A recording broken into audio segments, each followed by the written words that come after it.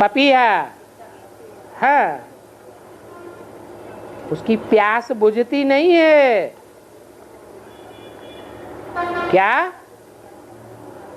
जब तक बरसात न शुरू हो जाए और बरसात की पहली बूंद उसके मुंह में जब तक न गिरे तब तक चिल्लाता रहता है। तो कौन सा पपीहा है जिसके मुख में बरसात की पहली बूंद गिरती है तो मोती रतन बन जाता है क्या?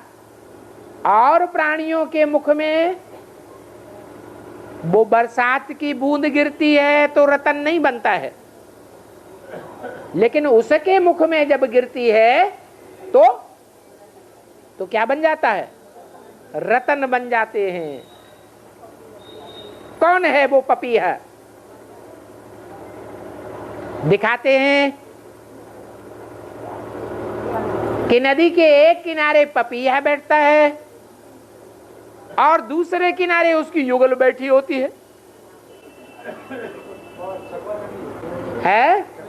चकवा चकवी भी कहते हैं।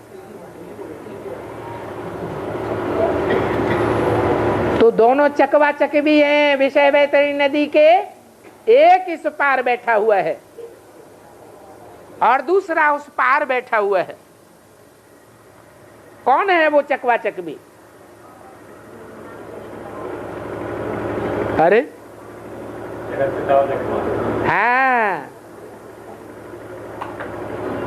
शंकर और पार्वती।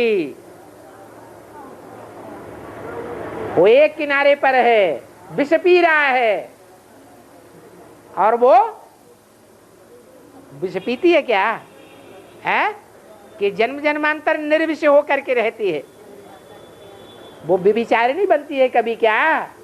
नहीं, जन्म जन्मांतर के लिए उसका विरुद्ध है। वरों शंभु न तु रहूं कुंवारी। विषय विकार व्यभिचारी की तो नाम मात्र भी नहीं।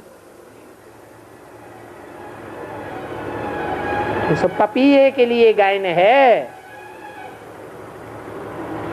जब भगवान आते हैं, ज्ञान की बरसात बरसाते हैं, तो उसकी पहली बूंद उसके मुख में जाती है तो क्या बन जाते हैं? ज्ञान के रतन बन जाते हैं। और दूसरी आत्माओं के मुख में वो ज्ञान जाता है लेकिन रतन नहीं बनते।